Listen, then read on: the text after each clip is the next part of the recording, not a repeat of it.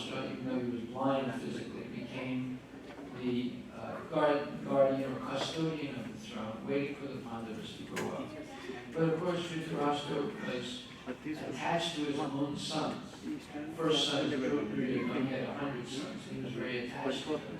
And because of that, he was prone to be influenced by Duryodhana, who was envious of the Pandavas and was very ambitious to be the successor. And he wanted his father to favor him instead of the Pandavas. In other words, he wanted his father to violate his oath to protect the Pandavas and transfer the kingdom to them when they came of age.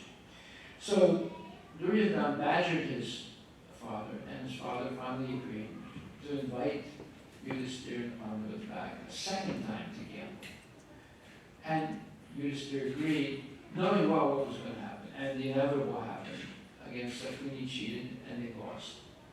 This time, they lost their wife, they lost their kingdom, and they had to go into exile, 12 years, and an extra year, 13th year, remaining incognito. Well, when they lost their wife, Duryodhana, in a very unabashed and very low-class way, insisted on her being forced out of her room and come in front of the assembly of all these big men, including Bhisma, Pitamaha, Dhritarashtra, and so forth, and be stripped naked. And Dushasana grabbed her by the hair and dragged her out. This was extremely insulting. It's violating completely the principles of Dharma. And they tried to strip her by pulling off her sari. And she realized that no one else could help her except Krishna. Her husbands could not do anything because they lost the emperor. Dhritarashtra did not do anything. Even Bhisma Pitamaha, who knew perfectly the principles of Dharma, he was duty-bound not to do anything. So Draupadi prayed to Krishna, "Hey Bhagavan, Krishna, please help me." And she was holding on her sari with one hand and praying with the other hand. And then she realized the futility of holding on with one hand. So she completely surrendered to the Lord by opening both hands up and praying to the Lord. And at that point, because of her complete surrender, as Krishna says, Sarva Dharma Prityaja, Mamekam Saranam Praja, Aham Tvam Sarva Papi, Mokshisyami Masucha, explains to Arjuna at the end of Bhagavad Gita. Give up all your dharmas, whatever they are, and surrender unto me. Dharmas in this case meaning duties, religious duties or whatever. And surrender unto me. Because surrendering to Krishna is the highest principle of Dharma. And in return, Krishna says, Aham Tvam Sarva Pape, Yomoksisyami Masucha. I will protect you from any sinful reactions incurred in the process of serving me. So, Draupadi completely surrendered to the Lord, and the Lord made her sari infinitely long, and Duryodhana was not even a stripper. They failed. But at that point, Bhima made a vow in front of everyone that he would tear off the arm of Dushasana in the future and drink his blood in public, and he would dare anyone to try and stop him from doing it. And he did exactly that during the Battle of Kurukshetra. Although he could not do it at that point because he was duty-bound to listen to his older brother Yudhishthira. So we see, even though the Pandavas could have begun to fight and probably would have defeated the Kurus right there, Yudhishthira, who is also called Dharmaraj, he would not let them do it because of respect for his uncle, Dhritarashtra, and also he would never act against the principles of Dharma. So, this is all very interesting. We cannot understand what real Vedic culture is until we carefully study the Ramayana and the Mahabharata. And we can learn what is the standard of behavior for civilized people. Anyway, this verse, and the verses in the 4th chapter are explaining how one can detach themselves from material attachments. Material attachments means there's two weaknesses of the heart. The first weakness of the heart is the desire to own, control, and exploit nature for one's own personal benefit. That is the reason why we're in this world. At one point, we revolted against Krishna in the spiritual world. And we decided to emulate him or be his competitor. Now, we can't do that in the spiritual world. So, the material world is a place where we can pretend to try and emulate Krishna by owning, controlling, exploiting material nature for our own selfish purposes. When we do that, when we begin that endeavor, we give up completely devotional service and spiritual duties. We're too busy trying to make money, trying to control, trying to exploit, trying to enjoy. And once we begin to control something and exploit it, we become attached to it. So people buy houses, cars, iPhone, iPad, this thing, that thing, Xbox, and they become attached to these things. And it consumes our time and energy, and it takes our mind away from Krishna.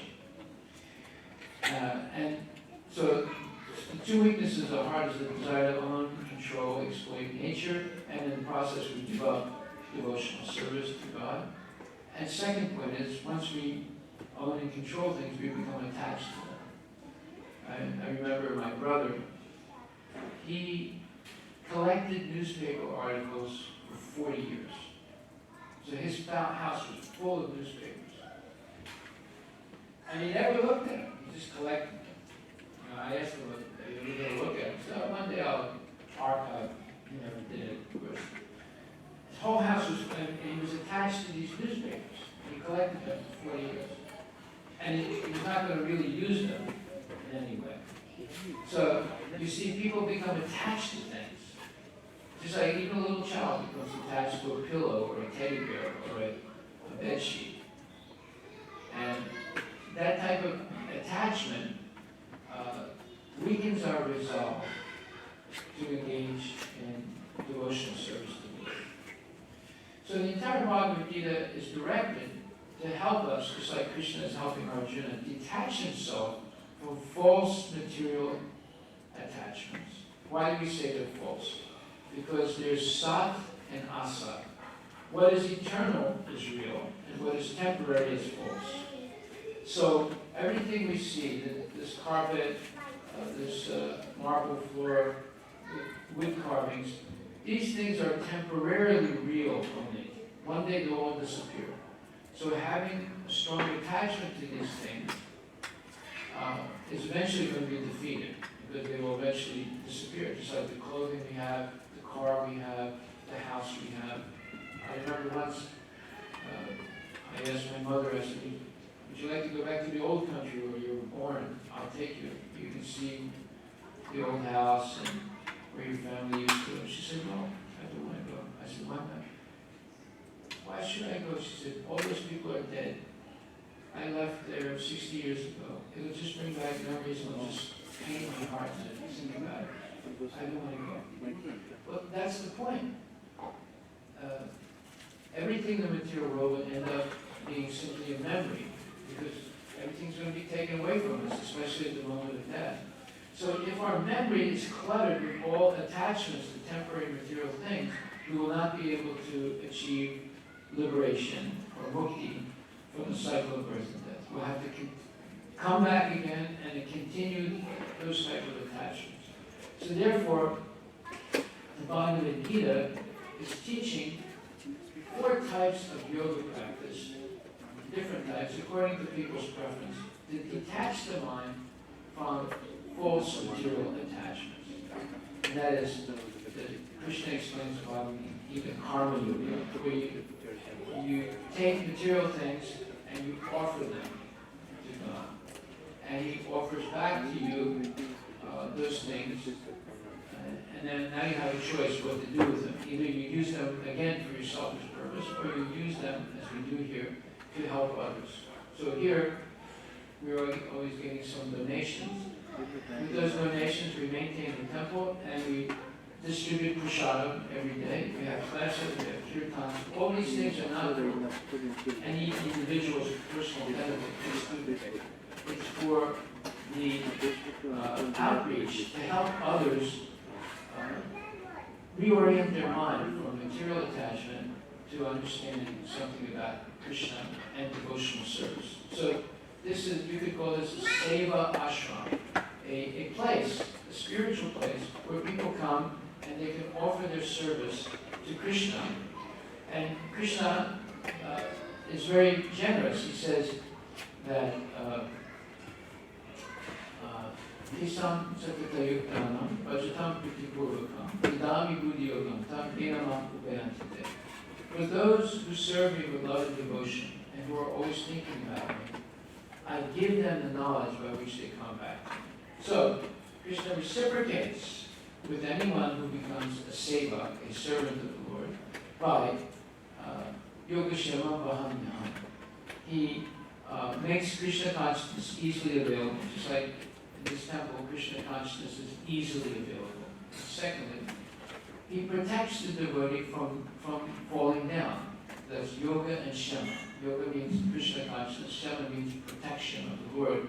And in the same way, part of his protection is he supplies whatever is necessary for the devotee to maintain himself or herself in devotional service. So, therefore, there's a reciprocal relationship that begins when one begins to serve Krishna. Just like there was a reciprocal relationship between Draupadi and Krishna. When Draupadi saw that her husbands could not help her, she depended completely on Krishna, and Krishna came to the rescue. Not only once, many times he rescued Draupadi. When Durvasa Muni visited the Pandavas while they were in exile, he was asked by Duryodhana to visit them after lunch. They had a special magic pot that would cook enough food for as many guests as they wanted to entertain, but only once a day at lunchtime. And then you'd have to wait again 24 hours. So Duryodhana, knowing this, sent Durvasa Muni with 60,000 of his followers to visit the Pandavas in exile, and they came exactly after lunch. So this was a dilemma for the Pandavas, because Durvasa Muni is known to have a very quick and nasty temper. Although he's an exalted yogi, he still sometimes becomes very angry and he can do very nasty things. So when Durvasa Muni came, Yudhishthira requested him, dear sage, dear Muni, please take your bath first and then come back and we'll feed you. So he was trying to gain time.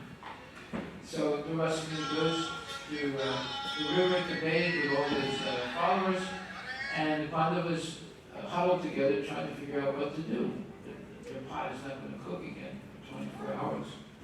They can't feed 60,000 people. If they don't feed them, Durvasa Muni will become very upset. Again, Draupadi prayed to Krishna. Krishna was in Hastinapur, the Pandavas were way out in a distant place. Krishna immediately understood Draupadi's prayer and appeared in front of him and asked what the problem was. And Draupadi explained. And he said, don't worry. He said, let me see the pot. They said, well, the pot's, we're washing the pot right now. He said, don't wash the pot, I'm going to see it. And when he looked at the pot, he said, there's a little bit of subji left in the bottom of the pot, I'm going to eat that. He said, no, don't do that. That was already served out. I said, no, I want some of this prasad, it's very special. So when he took a little piece of that subji that was left in the pot, and he tasted it, immediately the stomachs of Durvasa Muni and all his followers became full. Krishna says, Patram Pushpam Phalam Tuyam Yoga Bhakta Prajna Tadham Bhakti Bharatam Asnami Prayatatmana. Offer me with love and devotion a leaf, water, fruit, and flower, and I will accept it. So when he accepted that little bit of subji that was left over, he became satisfied, and so did Durvasa Muni and 60,000 followers. Then, when they finished bathing, Durvasa Muni said, we will not go back to the Pandavas. We will continue on our journey. And they said, why? He said, I don't know. He said, I feel full. Do you feel full? Everyone said, yes. He See, if we go back, I know how Bhima is. He'll force us to eat. He'll keep bringing more and more food. And if we say no, he'll take his gada and beat us. So better we don't go back. So they left. You see, Krishna saved Draupadi many times, not just once or twice. Many times he saved her. He saved Arjuna and the Pandavas. So this reciprocal relationship begins when we take up devotional service. As Krishna promises, Kunteya Bhaktijani Nami Bhakta Pranasya. He says, declare it boldly, Arjuna, that my devotee will never perish. And so, do we believe Krishna or not? Well, the Pandavas believed Krishna, and Krishna kept his promise. And Hanuman believed Ram. Ram kept his promise, protected Hanuman. So why should we not? If he keeps his promise for Hanuman and Arjuna, why should he not keep his promise for us? Sripad Bhavati Dharmat Mahasasvachitanti Megachati Konteya Pratijani Name Bhakta Pranasya. So Krishna says, 9th chapter, 31st verse, he quickly becomes righteous. That is, a person who is always engaged in Krishna consciousness quickly becomes righteous and attains lasting peace. O son Kunti, declare it boldly that my devotee never perishes. Okay, so now we come back to this verse, and the purport, as Divine Grace Bhaktivedanta Swami Prabhupada says, 4th chapter, 29th verse. This system of yoga for controlling the breathing process is called pranayama. And in the beginning, it's practiced in the Hatha Yoga system through different sitting postures. All of these processes are recommended for controlling the senses and for advancing in spiritual realization. This practice involves controlling the airs within the body so as to reverse the directions of their passage. The apana air goes downward and the prana air goes upward. The pranayama yogi practices breathing the opposite way until the currents are neutralized into puraka, or equilibrium. Offering the exhaled breath into the inhaled breath is called vichara. When both air currents are completely stopped, one is said to be in kumbhaka yoga. By practice of kumbhaka yoga, one can increase the duration of life for perfection and spiritual realization. The intelligent yogi is interested in attaining perfection in one life without waiting for the next. For by practicing kumbhaka yoga, the yogis increase the duration of life by many, many years. A Krishna conscious person, however, being always situated in the transcendental loving service of the Lord, automatically becomes the controller of the senses. His senses, being always engaged in the service of Krishna, have no chance of becoming otherwise engaged. So at the end of life, he is naturally transferred to the transcendental plane of Lord Krishna. Consequently, he makes no attempt to increase his longevity. He is at once raised to the platform of liberation, as stated in the Bhagavad Gita, 14th chapter, 26th verse. Mamcha yogi vichara, bhakti yogi nisevate, sadhunam samatityaita brahmabhuyare kalpate. One who engages in unwearied devotional service to the Lord transcends the modes of material nature and is immediately elevated to the spiritual platform. A Krishna conscious person begins from the transcendental stage, and he or she is constantly in that consciousness. Therefore, there is no falling down, and ultimately he enters into the abode of the Lord without delay. The practice of reduced eating is automatically done when one eats only Krishna prasad, or food which is offered first to the Lord. Reducing the eating process is very helpful in the matter of sense control. And without sense control, there is no possibility of getting out of the material entanglement. So here's a beautiful verse. The goal is to control the senses and the mind and transfer them to Krishna's service. Transfer using them to Krishna's service rather than using them for sense gratification. There are different processes for doing it. Obviously, the mystic process of pranayama is not practicable for the majority of people. Who's going to be able to swallow their tongue, reverse the currents of air in the body, and hold them neutralized in the esophagus? It's not possible. Only very few rare people can do it. But the same thing is accomplished by chanting Hare Krishna and always being engaged in devotional service under the tutelage of a bona fide spiritual master or masters. The same thing as verse 14:26, chapter 14:26 says, for one who engages completely in devotional service, 24/7, to the Lord, transcends the modes of material nature. So, sadhunam samatityatam, they rise above goodness, passion, and ignorance, and their influence on us, and immediately is elevated to the spiritual platform. Brahma-bhuyaya kalpa. When it comes to the level of Brahman. Brahman means Brahma-bhuta prasanatma, nasocati nakamsati. Samaksarve sabhute su, madbhakti lapite param. Let's take a look at that verse 18, chapter 54th verse. A very important verse. It says, one who is thus transcendentally situated at once realizes the supreme Brahman and becomes joyful. He never laments or desires to have anything. He is equally disposed toward every living entity. In that state, he attains pure devotional service unto me. So the symptom of one who is still attached to the material world is sochati and kamshati. Sochati means hankerings, all kinds of desires. And kamshati means lamenting because one has not achieved the desires or one has lost something that they had. So this is the description of material life. Either one is desiring to have something, or one is lamenting after losing something. And that's the story of material life. But a devotee rises above that by always being engaged in the service of the Lord and being friendly to all living entities. The devotee never becomes his enemy's enemy. So Ram was never really Ravana's enemy. But he helped Ravana by killing him. By killing him, Ravana attained liberation from the cycle of birth and death. So Ram's killing and somebody else's killing are not equal. The Lord is always merciful, even to the demons. So it says here that in the 12th chapter, 13th, 14th verse, Advaita Sarvabhuta. Advaita means one is not envious of any living entity. Maitra Karuna Evacha. He's a friend to everyone, so he doesn't become his enemy's enemy. Or Samaksarve Sabhute Su, or Maitra Karuna Evacha is the same meaning. He's friendly to every living entity. So in this way, he becomes free of the false ego, false proprietorship, of falsely claiming ownership over something, nirmama, nirahankara.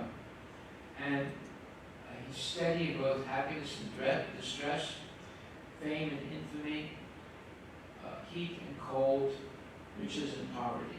All these dualities do not affect the devotee, because the devotee will continue in devotional service despite all the dualities of life.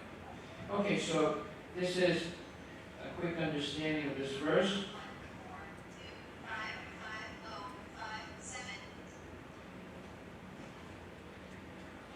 When we come to Krishna consciousness and we strictly follow, we're quickly elevated to the transcendental plane. Brahma-bhuyaya kalpate. It's only when we're free of the influence of satya, rajas, and tamas, goodness, passion, and ignorance, that we can begin devotional service. As long as we're affected by these modes, the service is mixed. It's karma mishra bhakti. It's not pure bhakti, sudha bhakti. It's mishra, it's mixed with selfish goals. But when we come to the level of sudha bhakti or visuddha sattva, at that point we are transcendental.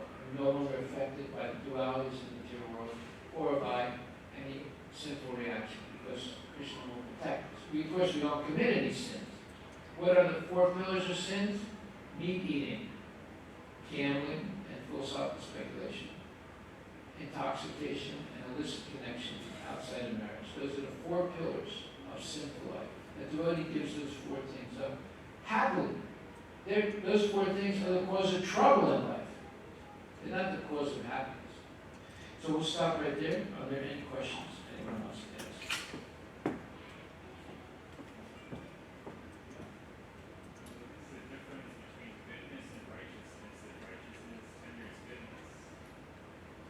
Now, goodness, there's transcendental goodness and mundane goodness, right?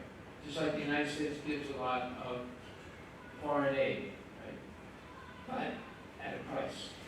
So it's not pure goodness. There's an expectation of, our allies being, or the people that get foreign aid from being loyal to us, working with us at the UN, or giving us special contracts after we blow them up, giving us a contract to rebuild them. So are there two different words for goodness?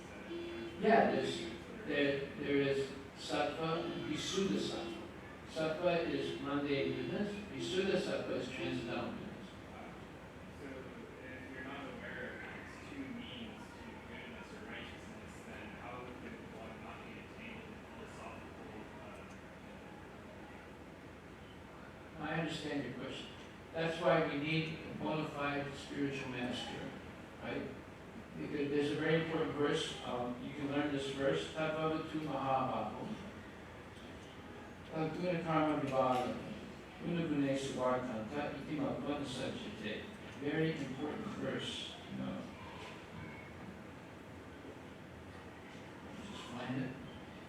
A person who is advanced in Krishna consciousness can differentiate between materially inspired activities and Krishna conscious activities.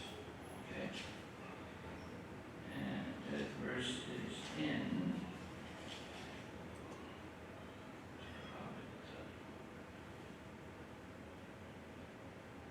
third chapter, 28th verse.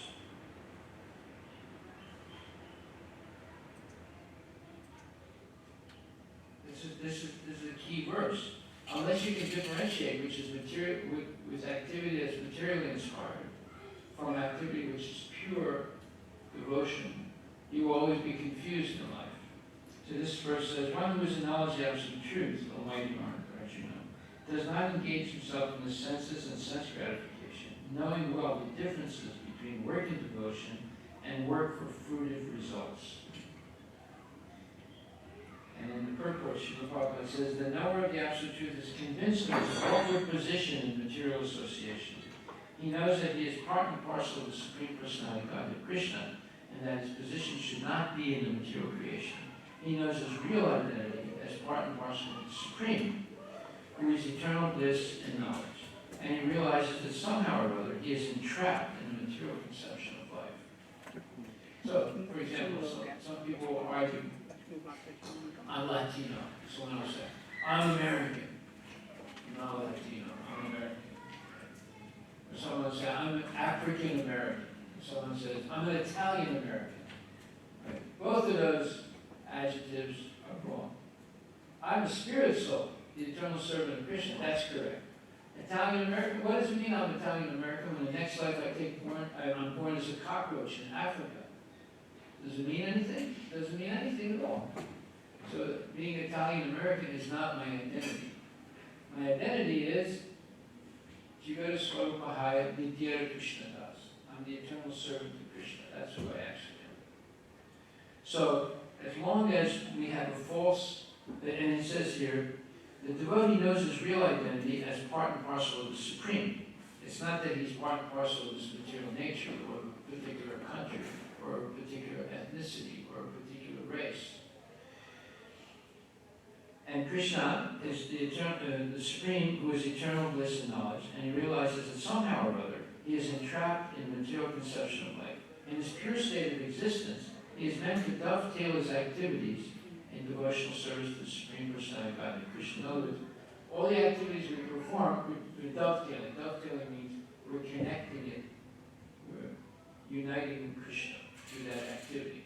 So someone sweeps the street, and then he gets his money and goes to the Makotiu casino, and then goes to a bar, and then goes to Safeway and buys meat and fish and eggs and salamis and things like that, and engages in illicit activities. Okay, but the other sweeper in the street is a devotee. After after work, he comes to the temple. He doesn't go to the casino. He offers some donation to the temple. He cleans, he washes the floor, washes the dishes, or a lady will make garlands or something. So he's dovetailing his activities into Krishna consciousness, whereas the materialists are using their activities to further their agenda, advance their agenda for dominating, controlling, enjoying, exploiting the material nature. So he therefore engages himself in the activities of Krishna consciousness and becomes naturally unattached to the activities of the material senses, which are all circumstantial and temporary. He knows that his material condition of life is under the supreme control of the Lord. Consequently, he is not disturbed by all kinds of material reactions, which he considers to be the mercy of the Lord. According to Srimad Bhagavatam, one who knows the absolute truth in three different features, namely Brahman, Paramatma, and the Supreme Personality, is called Tattvavid. A person who knows the Tattva, the truth. For he knows also his own factual position in relationship with the Supreme. That's the answer to your question. Yeah. Granted, there are many different views and perspectives. One author would say one can't really know for certain what is true and what's not true. Granted, with authoritative charya, which would give you this information so you're not confused, you know truth. But granted, the different species of knowledge, if you can't differentiate one thing from another, then what sense can you be intelligible unless you accept information from a spiritual master? For example, the previous Greeks and so forth were able to come up with different poetic passages at which they could visualize information. And these days it seems that we're misinformed with information, so much so that we utilize information to gratify our senses and reduce it down to a mere concept, where this concept, of course, can be argued amongst any who have similar information, like Yes, let me stop there. Yes. They're weapons of mass destruction, but today we have weapons of mass misinformation. All right? That's a summary. So you have to decide which, you want to come in contact with bona fide knowledge, or you want to just be in the realm of misinformation for the rest of your life. So that's a decision we have to make. I think you've made that. You don't want to be in the realm of misinformation. You want to get bona fide knowledge. Bona fide knowledge means the triangle of verification is always in play. Right? There's Krishna and his words in Scripture. There's previous recognized saints and acharyas, and there's present gurus, Siksha and Diksha gurus. If they confirm or validate each other, you know it's true. If our triangle is closed, you know it's true. It all depends on learning Bhagavad Gita. If you learn Bhagavad Gita, that's Krishna's direct words. Then you read the previous saints, they confirm it. They don't say anything different. And if the present guru is saying the same thing and doesn't contradict it, then the triangle is closed, you know it's the truth. Okay? So say you have a stage full of apples and you have bona fide spiritual master who can identify which species of apples each and every one is. But say you too have a room full of people who all have their own conception as to which each apple species really is. And each and every one of those can flip in their information, but the bona fide spiritual master can truly differentiate which is right and which is not right. At what point does discernment, or rather looking or even understanding through your own language, come into play, conflicting and understanding? You're being trained right now in Krishna consciousness to be able to understand what is devotional service and what is not devotional service. What is Krishna conscious and what is not Krishna conscious. That's the whole agenda. Right? And go through the training and you will never be duped again. Abort the process by not going through the full training. And the training is in the 13th chapter, verses 8 to 12. That's your homework. You read that tonight. 13th chapter, verses 8 to 12. Okay? It sounds like a language problem.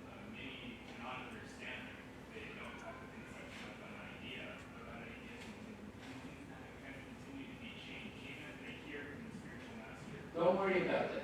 You cross the bridge, then you can teach others to cross the bridge. If you don't cross the bridge, there's no hope for the others either. So you have a chance, you cross the bridge. Then you can help others cross the bridge. Just by stating the problem over and over again, you're not going to solve it. Everyone does that. They state the problem over and over again. They become experts in stating the problem, so expert that they never get to solving the problem. Here, we engage in solving it. We know what the problem is. We forgot Krishna. We revolted against Krishna. We became attracted by Maya, and we're entrapped. Okay, we don't have to document that with big volumes. What we have to do is spend our time now getting out. Just like if you're caught in a fire, forest fire, and you're surrounded by fire, and you sit down on a log and say, until I figure out how I got stuck here, I'm not going to move. Oh, that means you're dead. If you have any energy at all, you have to run as fast as you can to get out of that fire. Then later you can figure out, how did I get in there in the first place?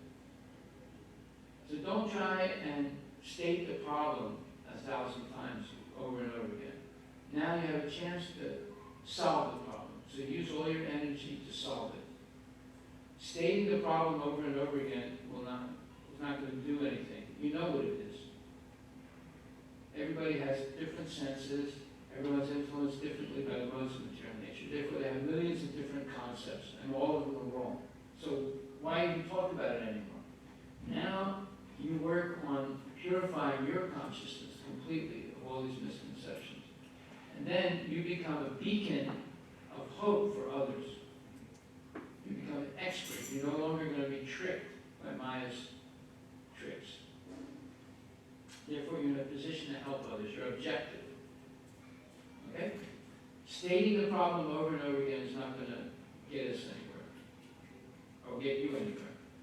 What you need now is, Oh, I'm not stating the same problem. I'm trying to differentiate the different meanings. For example, you look in the bottom and you see one word, but it has many different meanings. No, but okay, but that's why you have Guru. Guru, you don't have to study the dictionary for the next 40 years to figure out what the right meaning is. Guru gives you the right meaning. You simply have to hear from bona fide authority and repeat. You don't have to experiment, you don't have to extrapolate, you don't have to interpret, you don't have to expostulate. You simply listen and repeat. As long as you're convinced that the teacher is bona fide. Now the teacher is Prabhupada, it's not me. I'm simply trying to repeat what he says. That's why we're reading Bhagavad Gita together. Right? If I say anything different, you reject that. It has to be backed up by Shastra and Prabhupada's words and examples. As long as we're in the realm of bona fide repeating, we're safe. There's not going to be any mistake. As soon as we deviate from it, we're in Lala land, a gray area where nothing is certain. Okay? So you're in a different area now. It's not like outside, where everyone's speculating, everyone has imperfect senses, everyone has different concepts. We all have a consensus understanding of philosophy. Yeah. My